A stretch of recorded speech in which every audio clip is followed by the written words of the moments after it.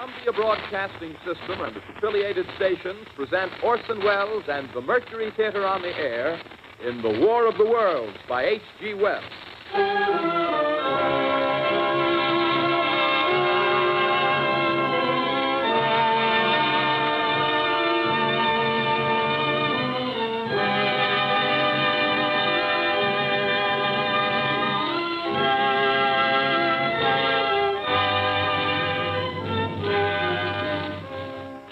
Ladies and gentlemen, the director of the Mercury Theater and star of these broadcasts, Orson Welles.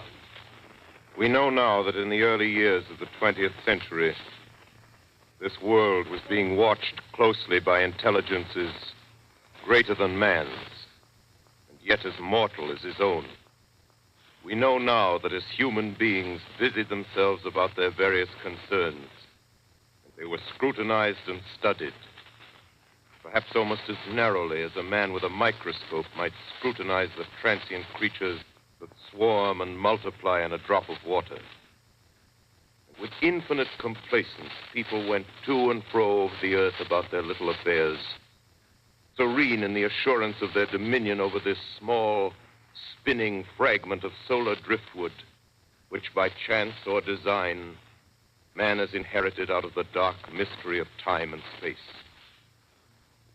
Yet across an immense ethereal gulf, minds that are to our minds as ours are to the beasts in the jungle, intellects vast, cool, and unsympathetic, regarded this earth with envious eyes and slowly and surely drew their plans against us. In the 39th year of the 20th century came the Great Disillusionment. Near the end of October, business was better. The war scare was over. More men were back at work. Sales were picking up. On this particular evening, October 30th, the Crosley service estimated that 32 million people were listening in on radios. For the next 24 hours, not much change in temperature. A slight atmospheric disturbance of undetermined origin is reported over Nova Scotia, causing a low-pressure area to move down rather rapidly over the northeastern states, bringing a forecast of rain accompanied by winds of light gale force. Maximum temperature 66, minimum 48. This weather report comes to you from the Government Weather Bureau. We take you now to the Meridian Room in the Hotel Park Plaza in downtown New York, where you will be entertained by the music of Raymond Raquello and his orchestra.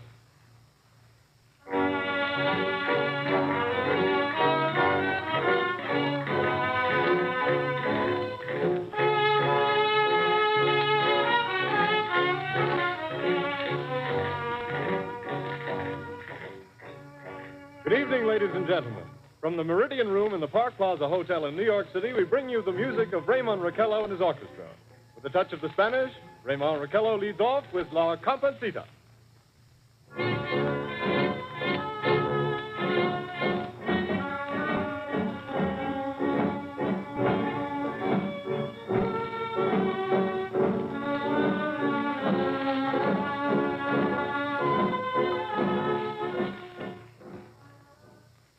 Ladies and gentlemen, we interrupt our program of dance music to bring you a special bulletin from the Intercontinental Radio News.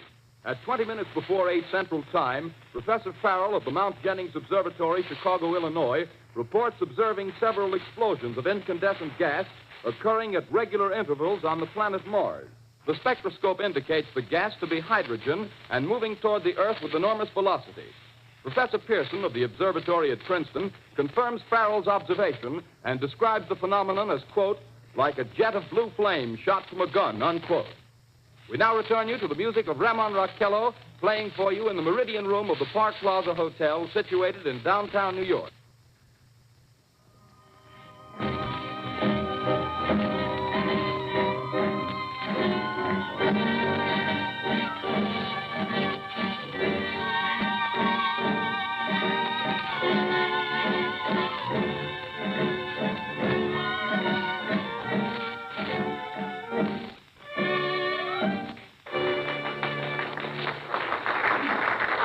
And now a tune that never loses favor, the ever-popular Stardust, Raymond Raquello and his orchestra.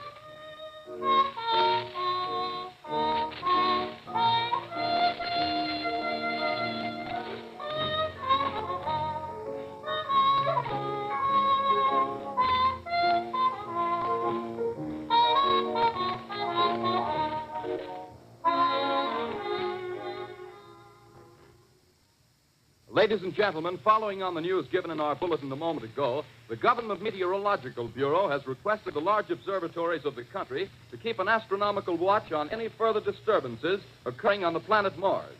Due to the unusual nature of this occurrence, we have arranged an interview with a noted astronomer, Professor Pearson, who will give us his views on this event.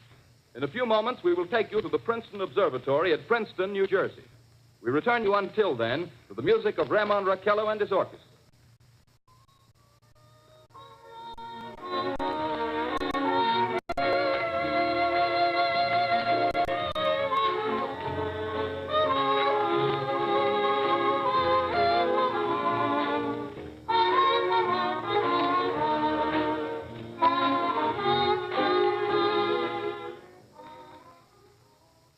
We are ready now to take you to the Princeton Observatory at Princeton, where Carl Phillips, our commentator, will interview Professor Richard Pearson, famous astronomer.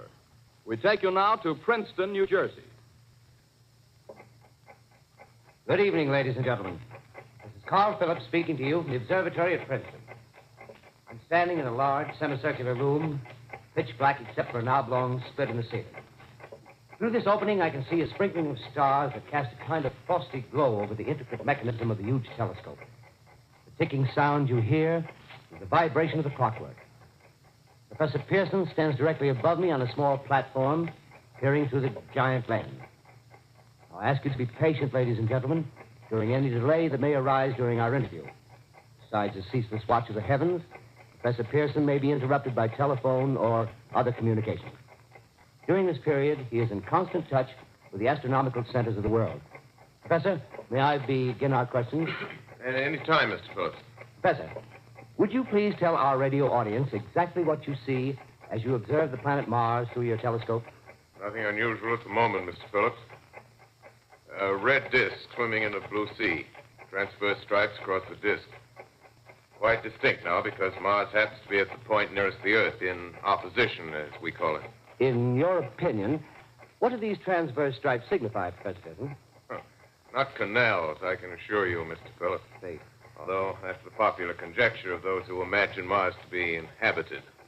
From a scientific viewpoint, the stripes are merely the result of atmospheric conditions peculiar to the planet. Then you're quite convinced, as a scientist, that living intelligence as we know it does not exist on Mars? I'd say the chances against it are 1,000 to 1. And yet, how do you account for these gas eruptions occurring on the surface of the planet at regular intervals?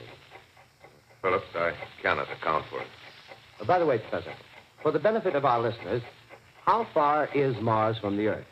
Approximately 40 million miles. Well, that seems a safe enough distance.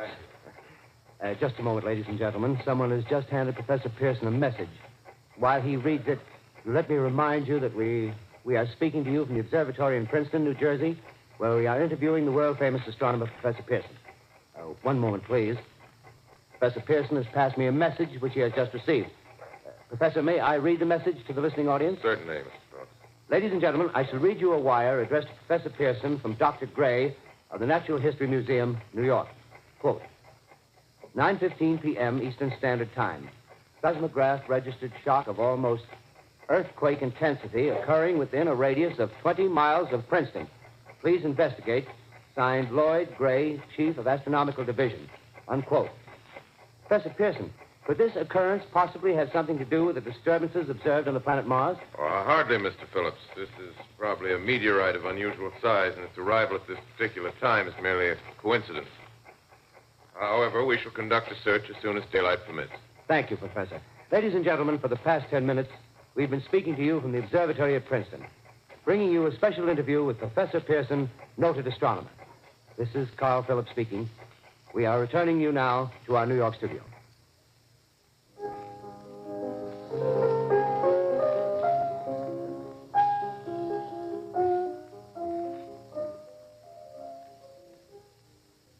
Ladies and gentlemen, here is the latest bulletin from the Intercontinental Radio News. Toronto, Canada. Professor Morse of Macmillan University reports observing a total of 3 explosions on the planet Mars between the hours of 7:45 p.m. and 9:20 p.m. Eastern Standard Time. This confirms earlier reports received from American observatories. Now, nearer home, comes a special bulletin from Trenton, New Jersey. It is reported that at 8:50 p.m., a huge flaming object, believed to be a meteorite, fell on a farm in the neighborhood of Grover's Mill, New Jersey, 22 miles from Trenton. The flash in the sky was visible within a radius of several hundred miles, and the noise of the impact was heard as far north as Elizabeth. We have dispatched a special mobile unit to the scene, and we'll have our commentator, Carl Phillips, give you a word picture of the scene as soon as he can reach there from Princeton. In the meantime, we take you to the Hotel Martinet in Brooklyn, where Bobby Millett and his orchestra are offering a program of dance music.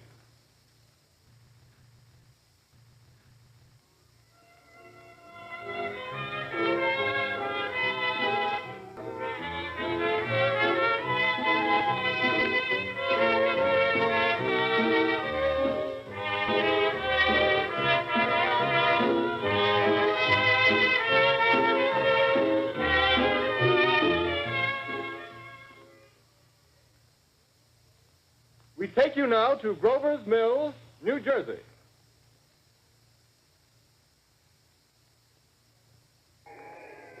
Ladies and gentlemen, this is Carl Phillips again, out at the Wilmot Farm, Grover's Mill, New Jersey. Professor Pearson and myself made the 11 miles from Princeton in 10 minutes. Well, I hardly know where to begin to paint for you a word picture of the strange scene before my eyes, but something out of a modern Arabian Nights. Well, I just got here. I haven't had a chance to look around yet. I guess that's it. Yes, I guess that's the thing directly in front of me, half buried in a vast pit. Must have struck with terrific force. The ground is covered with splinters of a tree. It must have struck on its way down. But I can see the object itself doesn't look very much like a meteor. At least not the meteors I've seen. It looks more like a huge cylinder. Has a diameter of, what would you say, Professor Pearson? What's that? What would you say, what's the diameter of this? About 30 yards. About 30 yards. The metal on the sheath is, well, I've never seen anything like it. The color is sort of yellowish white. There's curious spectators now are pressing close to the object in spite of the efforts of the police to keep them back. Getting in front of my line of vision. Would you mind standing one side, please, while the police are pushing the crowd back? Here's Mr. Wilmot, owner of the farm here. He may have some interesting facts to add. Mr. Wilmot, would you please tell the radio audience as much as you remember of this rather unusual visitor that dropped in your backyard? Step closer, please. Ladies and gentlemen, this is Mr. Wilmot. Well, I was listening to the radio. Closer and louder, please. Pardon me? Louder, please, closer. Yes. I was listening to the radio and kind of drowsing. That professor fellow was talking about Mars, so I was half dozing and half... Yes, Mr. Wilmot, and then what happened? Well, as I was saying, I was listening to the radio, kind of halfway. Yes, Mr. Wilmot, and then you saw something. Well, not first off. I heard something. And what did you hear? A hissing sound like this. Kind of like a 4th of July rocket. Yes, then what? I turned my head out the window and would have sworn I was asleep and dreaming. Yes? I seen a kind of greenish streak and then zingo. Something smacked the ground, knocked me clear out of my chair. Well, were you frightened, Mr. Wilmot? Well, I ain't quite sure. I reckon I was kind of riled. Well, thank you, Mr. Wilmot. Thank you very much. Yeah, you want me to tell No, that's quite all right. That's plenty. Ladies and gentlemen, you've just heard Mr. Wilmot, owner of the farm where this thing has fallen. I wish I could convey the atmosphere, the background of this fantastic scene. Hundreds of cars are parked in a field in back of us, and the police are trying to rope off the roadway leading into the farm, but it's no use. They're breaking right through. The car's headlights throw an enormous spotlight on the pit where the object's half buried. Now, some of the more daring souls now are venturing near the edge. The silhouettes stand out against the metal sheen. One man wants to touch the thing. He's having an argument with the policeman. Now, the policeman wins. Now, ladies and gentlemen, there's something I haven't mentioned in all this excitement, but it's becoming more distinct. Perhaps you've caught it already on your radio. Listen, please. Do you hear it? It's a curious humming sound that seems to come from inside the object. I'll move the microphone nearer. Here. Now, we're not more than 25 feet away. Can you hear it now? Professor Pearson. Yes, Mr. Brooks. Can you tell us the meaning of that scraping noise inside the thing? Possibly the unequal cooling of its surface. I say, do you still think it's a meteor, Professor? I don't know what to think. The metal casing is definitely extraterrestrial.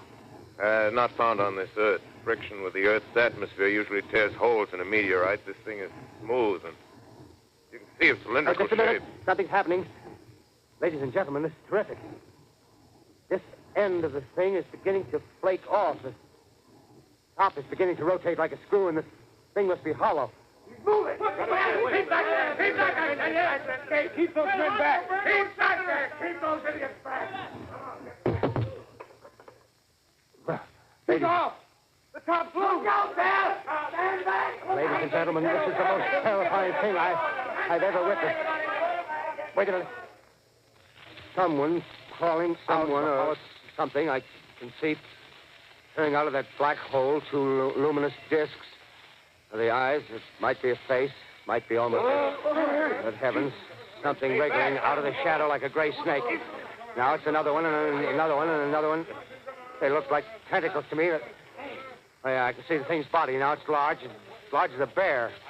It glistens like wet leather, but face, ladies and gentlemen, it's indescribable. I can hardly force myself to keep looking at it. It's so awful. The eyes are black, and they gleam like a serpent. The mouth is a kind of V-shape with saliva dripping from its rimless lips. It seemed to quiver and pulsate, and the monster, or whatever it is, can hardly move. It seems weighed down by possibly gravity or something. The thing's rising up now, and the crowd falls back. They've seen plenty. The most extraordinary experience, ladies and gentlemen. I can't find words.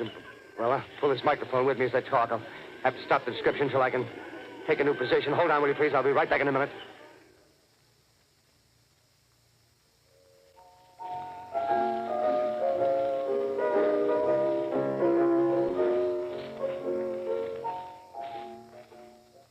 We are bringing you an eyewitness account of what's happening on the Wilmuth Farm, Grover's Mill, New Jersey.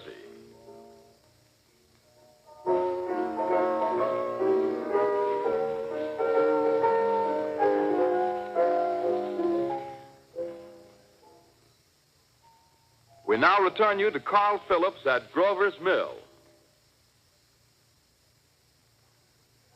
Ladies and gentlemen, am I on? Ladies and gentlemen, here I am, back of a stone wall that adjoins Mr. Wilmuth's garden. From here, I get a sweep of the whole scene. I'll give you every detail as long as I can talk and as long as I can see. The more state police have arrived. They're drawing up a cordon in front of the pit. About 30 of them. No need to push the crowd back now. They're willing to keep their distance. The captain's conferring with someone. Can't quite see who. Ah, yes, I believe it's Professor Pearson. Yes, it is. Now they've parted, and the professor moves around one side, studying the object while the captain and two policemen advance with something in their hands. I can see it now. It's a white handkerchief tied to a pole. Flag of truce. If those preachers know what that means, what anything means. Wait a minute. Something's happening. A humped shape is rising out of the pit. I can make out a small beam of light against a mirror. What's that? There's a jet of flame springing from the mirror, and it leaps right at the advancing men. It strikes them head on. Oh, Lord, they're turning into flames. Now the whole field's caught up by the woods, the barns, the gas spreading everywhere. It's coming this way now, about 20 yards to my right.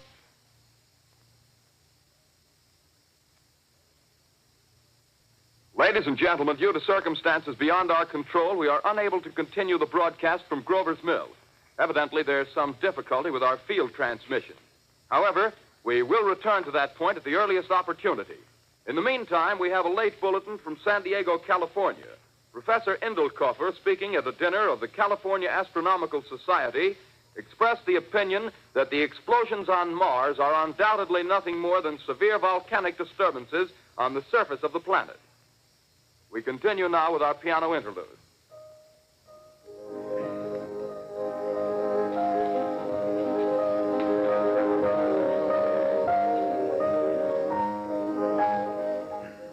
Ladies and gentlemen, I've just been handed a message that came in from Grover's Mill by telephone. Just one moment, please.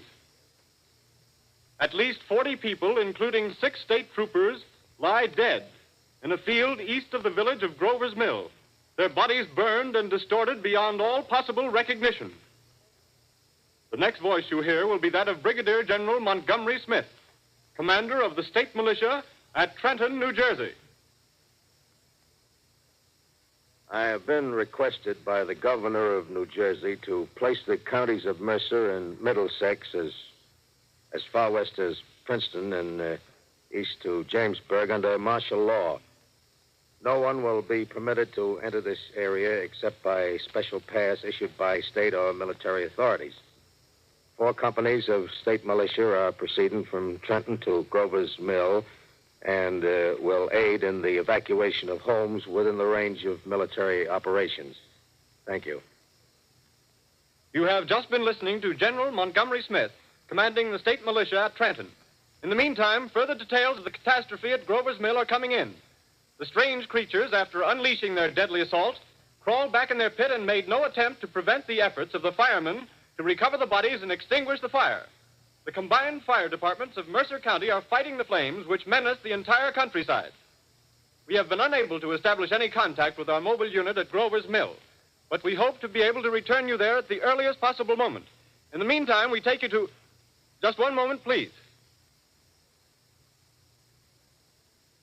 Ladies and gentlemen, I have just been informed that we have finally established communication with an eyewitness of the tragedy.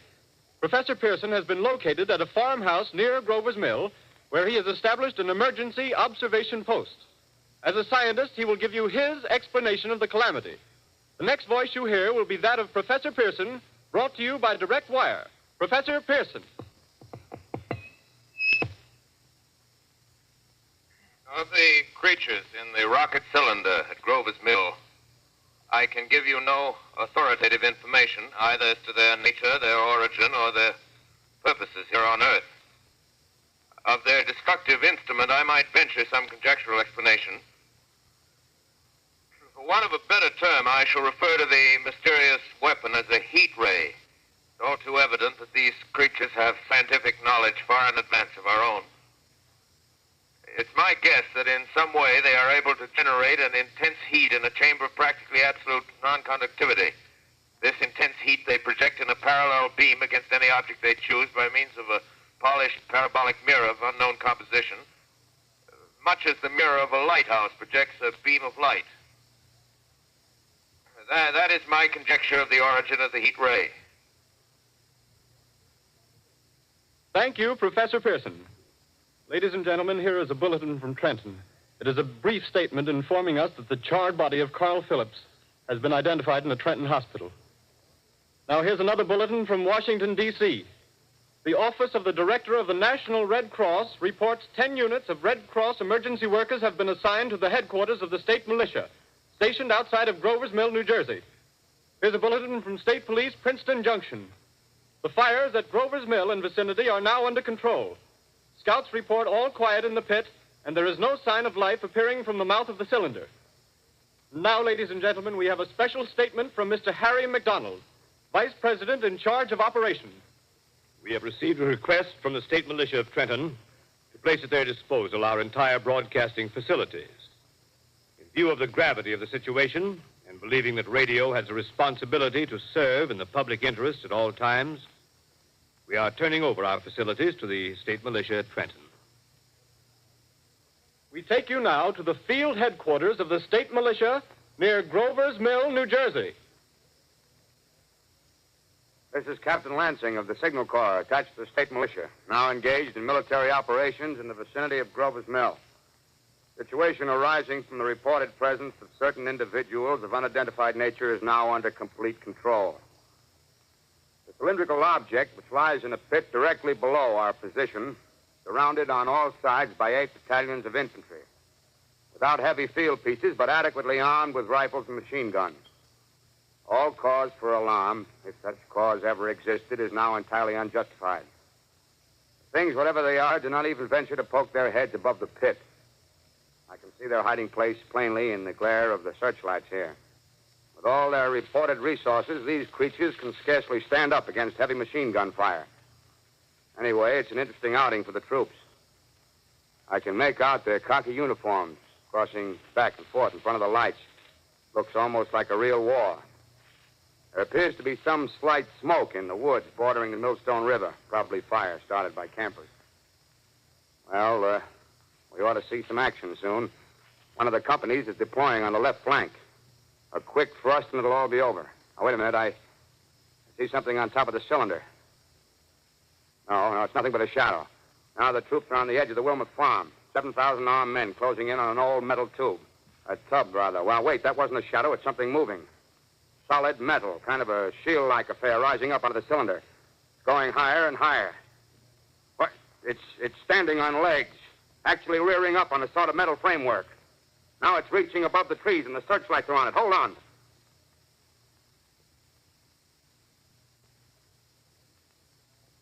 Ladies and gentlemen, I have a grave announcement to make. Incredible as it may seem, both the observations of science and the evidence of our eyes lead to the inescapable assumption that those strange beings who landed in the Jersey farmlands tonight are the vanguard of an invading army from the planet Mars. The battle which took place tonight at Grover Mills has ended in one of the most startling defeats ever suffered by an army in modern times. 7,000 men armed with rifles and machine guns pitted against a single fighting machine of the invaders from Mars. 120 known survivors. The rest strewn over the battle area from Grover's Mill to Plainsboro, crushed and trampled to death under the metal feet of the monster, or burned to cinders by its heat ray. The monster is now in control of the middle section of New Jersey and has effectively cut the state through its center.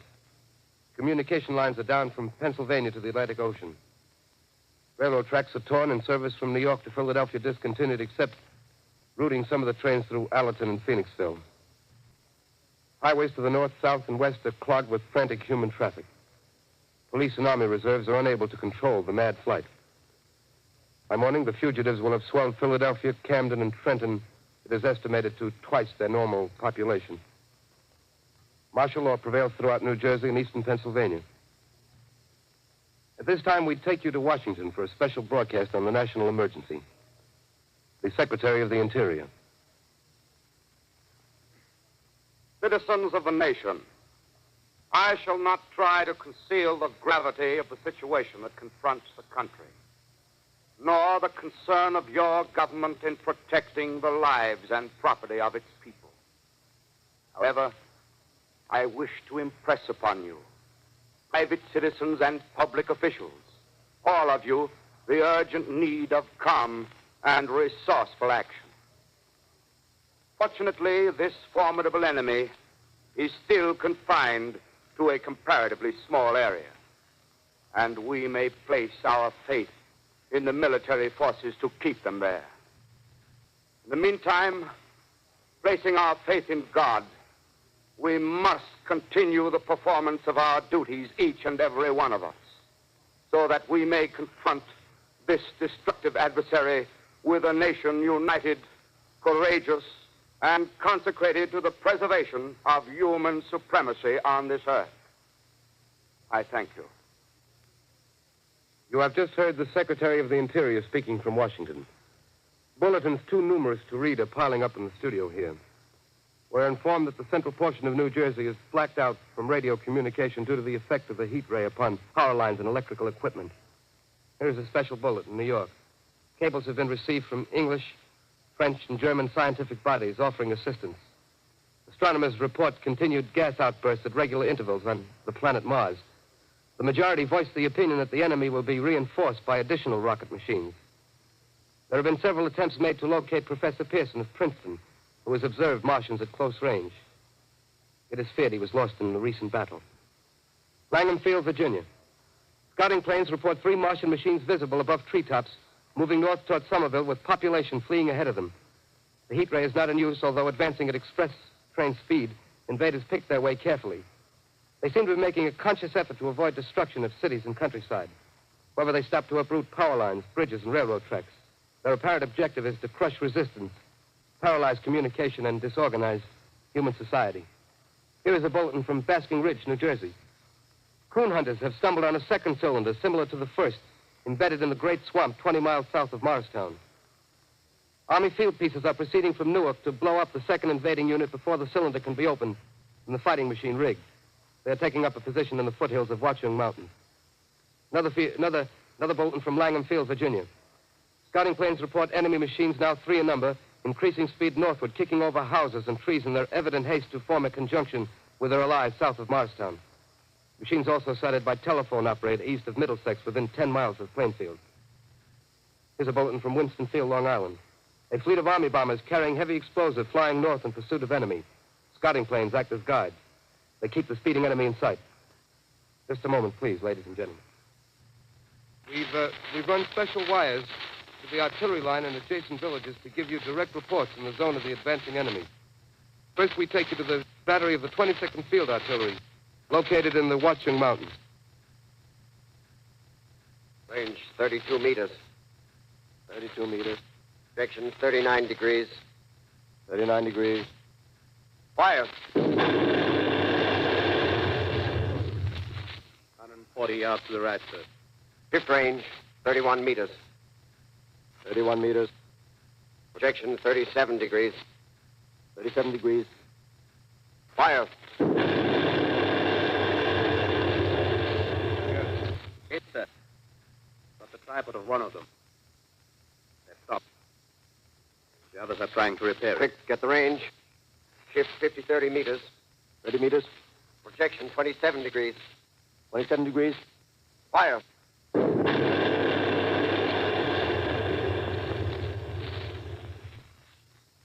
see the cell land, sir. Letting off a smoke. What is it? Black smoke, sir. Moving this way. Lying close to the ground. Moving fast. Put on gas mask. Ready to fire. Shift to 24 meters. 24 meters. Projection 24 degrees. 24 degrees. Fire.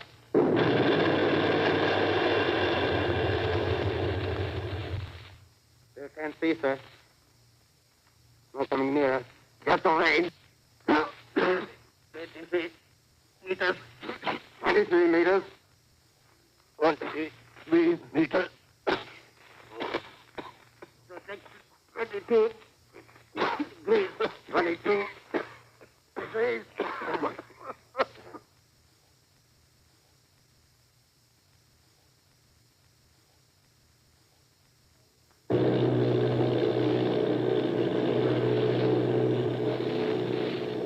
Army bombing plane B-843 off Bayonne, New Jersey. Lieutenant Volt, commanding 8 bombers, reporting to Commander Fairfax, Langham Field.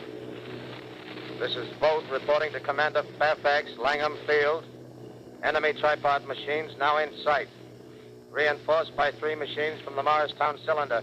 6 altogether. 1 machine partially crippled. Believed hit by shell from Army gun in Watchung Mountains. Guns now appear silent. A heavy black fog hanging close to the earth of extreme density, nature unknown. No sign of heat ray. Enemy now turns east, crossing Passaic River into the Jersey marshes. Another straddles the Pulaski Skyway. Evident objective is New York City. They're pushing down a high-tension power station. The machines are close together now, and we're ready to attack. Planes circling, ready to strike. 1,000 yards, and we'll be over the first. 800 yards.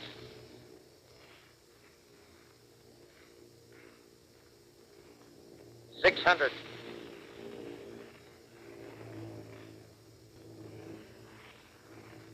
400. 200. There they go. The giant arm raised.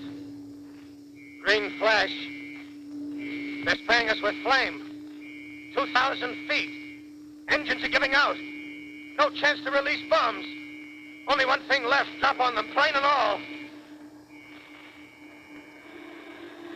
We're diving on the first one. Now the engine's gone. 8.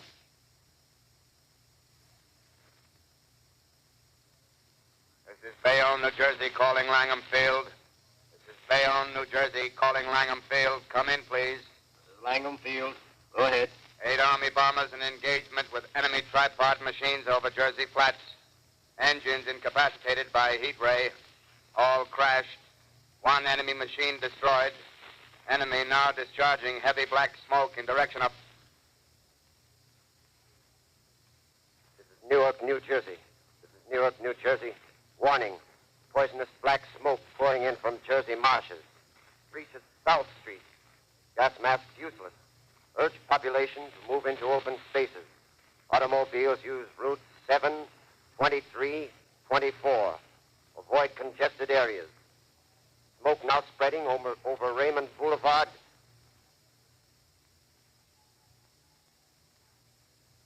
To X2L, calling CQ. To X2L, calling CQ. To X2L, calling 8X3R. Come in, please. This is 8X3R coming back at 2X2L. How's reception? How's reception? Okay, please. Where are you, 8X3R? What's the matter? Where are you?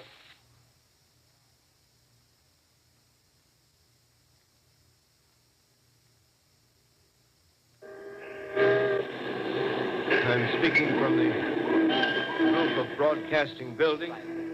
I'm speaking from the roof of Broadcasting Building, New York City. The bells you hear are ringing to warn the people to evacuate the city as Martians approach. Estimated in the last 2 hours, 3 million people have moved out along the roads to the north. Hutchison River Parkway is still kept open for motor traffic. Avoid bridges to Long Island, hopelessly jammed. All communication with Jersey Shore closed 10 minutes ago. No more defenses. Our army is wiped out. Artillery, Air Force, everything wiped out. This may be the last broadcast. We'll stay here to the end. People are holding service here below us in the cathedral. Now I look down the harbor, all manner of boats, overloaded with fleeing population pulling out from docks. Streets are all jammed. Noise and crowds like New Year's Eve in city. Wait a minute. The enemy is now in sight above the Palisades. Five great machines. First one is crossing the river. I can see it from here, wading the Hudson like a man wading through a brook. A bulletin is handed me. Martian cylinders are falling all over the country. One outside of Buffalo, one in Chicago, St. Louis. Seem to be timed and spaced. Now the first machine reaches the shore. He stands watching, looking over the city. Steel cowlish head is even with the skyscrapers. He waits for the others. They rise like a line of new towers on the city's west side. Now they're lifting their metal hands. This is the end now. Smoke comes out, black smoke drifting over the city. People in the streets see it now. They're running toward the East River, thousands of them, dropping in like rats. Now the smoke's spreading faster. It's reached Times Square. People are trying to run away from it, but it's no use. They're falling like flies. Now the smoke's crossing 6th Avenue. 5th Avenue. 100 yards away. It's 50 feet.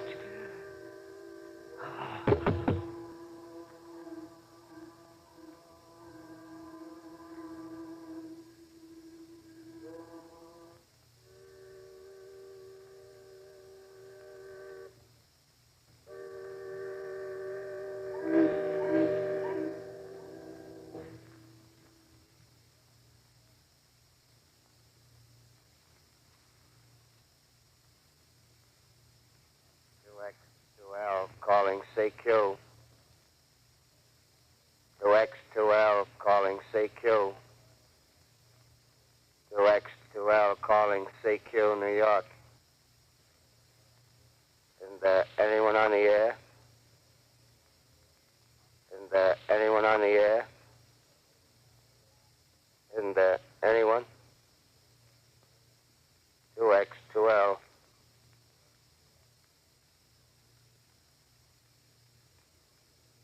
You are listening to a CBS presentation of Orson Welles and the Mercury Theater on the Air in an original dramatization of The War of the Worlds by H.G. Wells.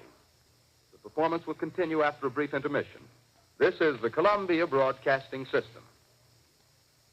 The War of the Worlds by H.G. Wells, starring Orson Welles and the Mercury Theater on the Air.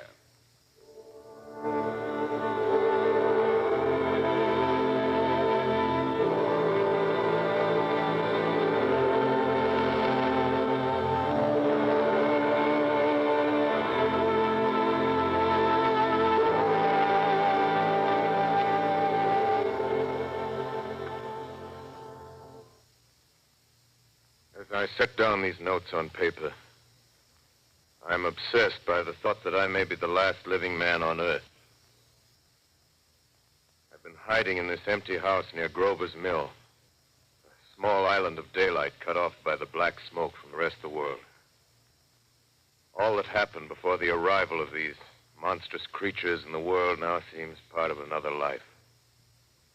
A life that has no continuity with the present. Furtive existence of the lonely derelict who pencils these words on the back of some astronomical notes bearing the signature of Richard Pearson. I look down at my blackened hand and I try to connect them with a professor who lives at Princeton and who, on the night of October 20th, glimpsed through his telescope an orange splash of light on a distant planet. My wife, my colleagues, my students, my books, my observatory, my world. Where are they? Did they ever exist? Am I Richard Pearson? What day is it? Do days exist without calendars? Does time pass when there are no human hands left to wind the clocks? In writing down my daily life, I tell myself I shall preserve human history between the dark covers of this little book that was meant to record the movements of the stars. But to write, I must live, and to live, I must eat.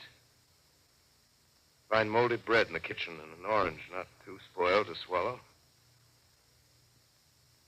Keep watch at the window. Time to time, I catch sight of a Martian above the black smoke. Smoke still holds the house in its black coil, but at length there's a hissing sound, and suddenly I see a Martian mounted on his machine, spraying the air with a jet of steam as if to dissipate the smoke. I watch in a corner as his huge metal legs nearly brush against the house. Exhausted by terror, I fall asleep. Morning. Morning. Sun streams in the window.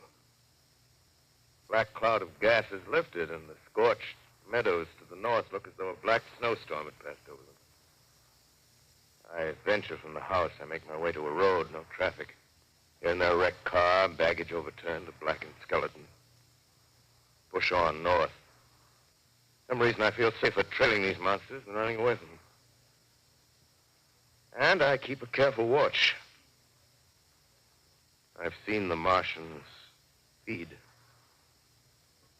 Should one of their machines appear over the top of trees, I'm ready to fling myself flat on the earth. Come to a chestnut tree. October. Chestnuts are ripe. Fill my pockets. Let's keep alive. 2 days I wander in a vague northerly direction through a desolate world. Finally, I notice a living creature. A small red squirrel in a beech tree. I stare at him and wonder. He stares back at me. I believe at that moment the animal and I shared the same emotion. Joy of finding another living being.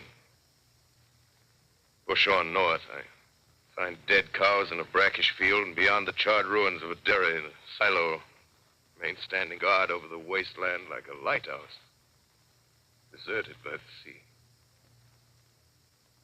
Astride the silo perches a weathercock. The arrow points north. North. Next day, I come to a city. City vaguely familiar in its contours, yet its buildings strangely dwarfed and leveled off as if a giant had sliced off its highest towers with a capricious sweep of his hand. Reached the outskirts, I found Newark. Newark, undemolished but humbled by some whim of the advancing Martians. Presently, with an odd feeling of being watched, I caught sight of something crouching in a doorway. I made a step towards it, and it rose up and became a man. A man armed with a large knife. Stop! Where do you come from? I come from many places. A long time ago, from Princeton. Princeton, huh? That's near Grover's Mill. Yes. Grover's Mill. There's no food here. This is my country. All this end of town down the river. There's only food for one. Which way are you going? I don't know. I guess I'm looking for people. Hey, what was that? Did you hear something just then? No. Only a bird. A live bird. Yeah. You get to know that birds have shadows these days. Say, we're in the open here. Let's crawl in this doorway here and talk. Have you seen any Martians? No. They're going over to New York. Night, the sky's alive with their lights, just as if people were still living in it. By daylight, you can't see them. 5 days ago, a couple of them carried something big across the flats from the airport. I think they're learning how to fly. Fly? Yeah, fly. Then it's all over with humanity. Stranger, there's still you and I. 2 of us left. Yeah. They got themselves in solid. They wrecked the greatest country in the world. Those green stars, they're probably falling somewhere every night. They've only lost one machine. There isn't anything to do. We're done. We're licked. Where were you? You're in a uniform. Yeah, what's left of it. I was in the militia. National Guard. That's good. There wasn't any war. Any more than there's war between men and ants. Yes, but we're eatable ants. I found that out. What'll they do to us? I thought it all out. Right now, we're caught as we're wanted. A Martian only has to go a few miles to get a crowd on the run. But they won't keep on doing that. They'll begin catching us systematic, like keeping the best and storing us in cages and things. They haven't begun on us yet. Not begun? Not begun. All that's happened so far is because we don't have sense enough to keep quiet. Bothering them with guns and such stuff and losing our heads and rushing off in crowds. Now, instead of our rushing around blind, we got to fix ourselves up. Fix ourselves up according to the way things are now. Cities, nations, civilization, progress. Yes, but if that's so, what is there to live for? Well, there won't be any more concerts for 1,000,000 years or so, and no nice little dinners at restaurants. If it's amusement you're after, I guess the game's up. What is there left? Life, that's what. I want to live. Yeah, and so do you. We're not going to be exterminated. And I don't mean to be caught either. Tamed and fattened and bred like an ox. What are you going to do? I'm going on. Right under their feet. I got a plan. We men as men, we're finished. We don't know enough. We got to learn plenty before we got a chance. We've got to live and keep free while we learn, see? I've thought it all out, see? Well, tell me the rest. Well, it isn't all of us that are made for wild beasts. That's what it got to. That's what it got to be. That's why I watched you. Watched you. All those little office workers that used to live in these houses. They be no good. They haven't any stuff in them. They used to run. Run off to work. I've seen hundreds of them running to catch their commuter's train in the morning, afraid they'd get canned if they didn't. Running back at night, afraid they wouldn't be in time for dinner. Lives insured and a little invested in case of accidents. Yeah, and on Sundays, worried about the hereafter. Well, the Martians, they'll be a godsend for those guys. Nice, roomy cages, good food, careful breeding, no worries.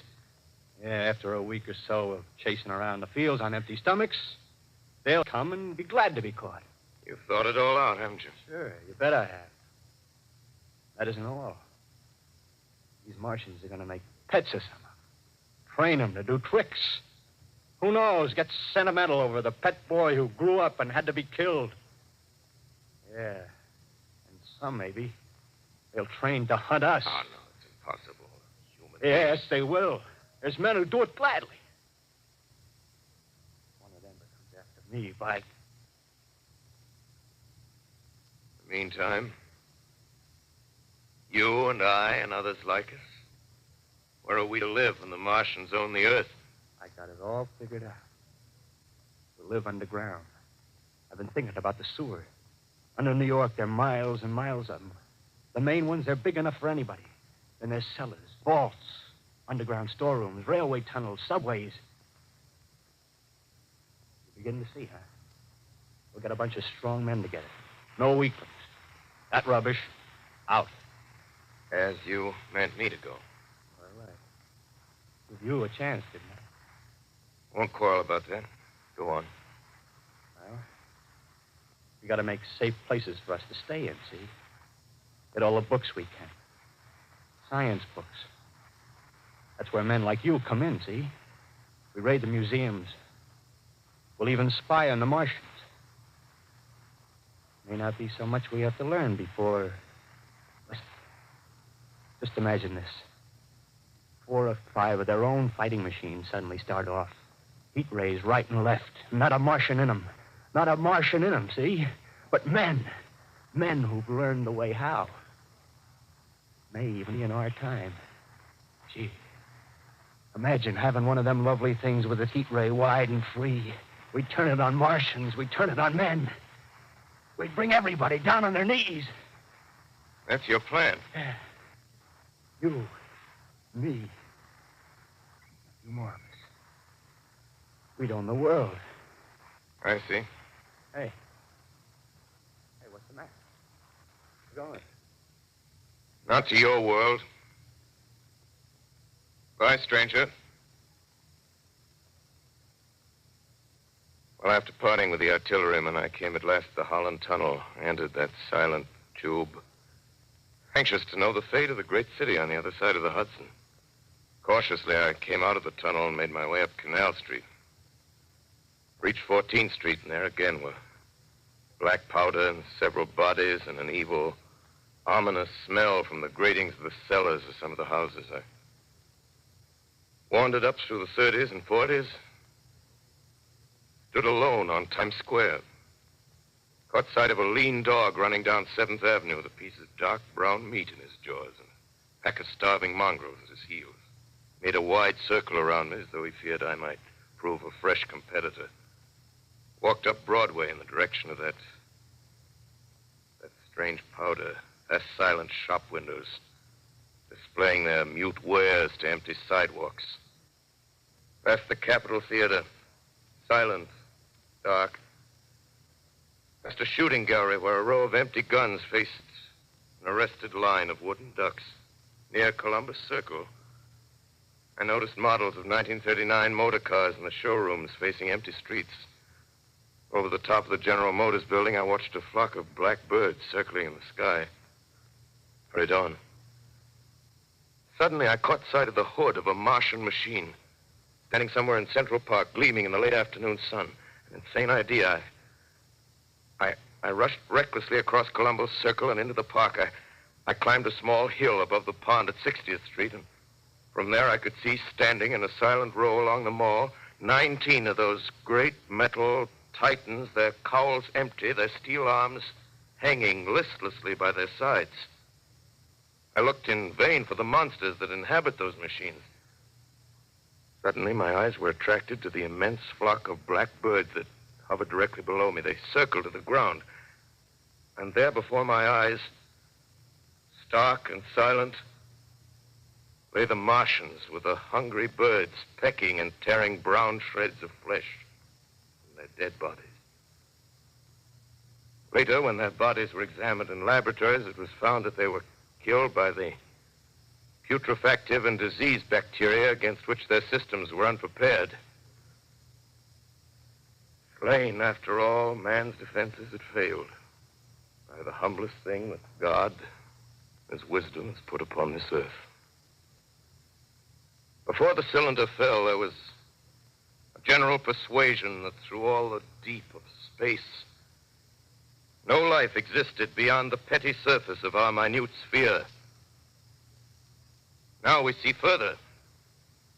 Dim and wonderful is the vision I've conjured up in my mind of life spreading slowly from this little seedbed of the solar system throughout the inanimate vastnesses of sidereal space. But a remote dream. Maybe that the destruction of the Martians is only a reprieve to them and not to us. The future ordained, perhaps. Strange it now seems to sit in my peaceful study at Princeton, writing down this last chapter of the record, begun at a deserted farm in Grover's Mill. Strange to watch children playing in the streets. Strange to see young people strolling on the green where the new spring grass heals the last black scars of a bruised earth. Strange to watch the sightseers enter the museum where the dissembled parts of a Martian machine are kept on public view. Strange when I recall the time when I first saw it. Bright and clean-cut, hard, and silent under the dawn of that last great day.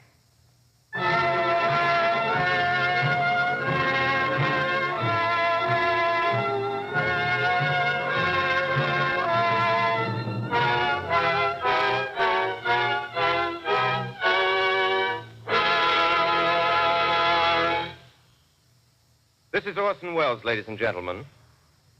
Out of character, to assure you that the War of the Worlds has no further significance than as the holiday offering it was intended to be. The Mercury Theater's own radio version of dressing up in a sheet and jumping out of a bush and saying boo. Starting now, we couldn't soap all your windows and steal all your garden gates. By tomorrow night, so we did the best next thing. We annihilated the world before your very ears and utterly destroyed the CBS. You will be relieved, I hope, to learn that we didn't mean it and that both institutions are still open for business. So goodbye, everybody, and remember, please, for the next day or so, the terrible lesson you learned tonight. That grinning, glowing, globular invader of your living room is an inhabitant of the pumpkin patch, and if your doorbell rings and nobody's there, that was no Martian. It's Halloween.